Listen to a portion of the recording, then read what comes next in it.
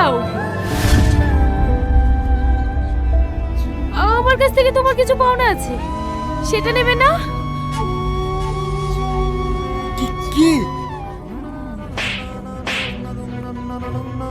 বাড়িতে পৌঁছালে নাকি একটা মেয়ের জীবন থেকে গেল, করতে তোর লজ্জা করেনি?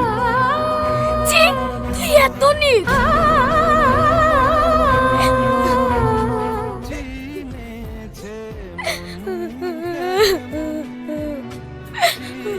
কাঁদিসনি, আমার সব শেষ হয়ে গেল রে।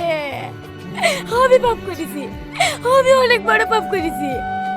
আল্লাহ আমাকে পাপের সাজা দিয়েছে, আমার সব শেষ হয়ে গেল। কাঁদিসনি, এখনো কিচ্ছু শেষ হয়নি। তুই তো এখনো ডিভোর্স পেপার পাঠাসনি। টনিকে সব খুলে বল, আমার বিশ্বাস ও তোকে ফিরে নেবে।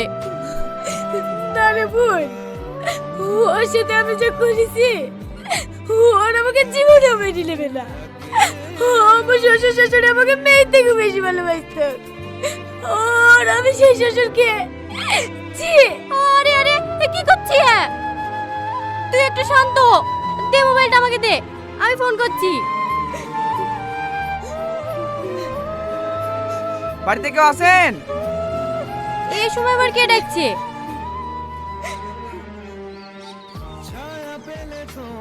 হ্যাঁ বলেন। সালমাকে, সালমার নামে একটা পার্সেল আছে। পার্সেল? সালমা, তোর নামে একটা পার্সেল আছে, বাইরে আয়। কই দেখি। এখানে একটা সই করে দেন।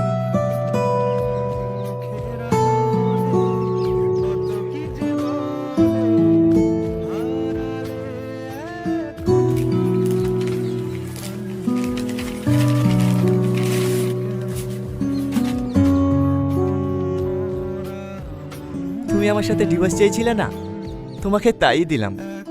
তুমি আজ মুক্ত। আমাকে ছেড়ে যদি তুমি সুখে থাকো তাতেই আমি খুশি। তোমার সুখের পথে কখনো কাটা হয়ে দাঁড়াবো না। তুমি ভালো থেকো।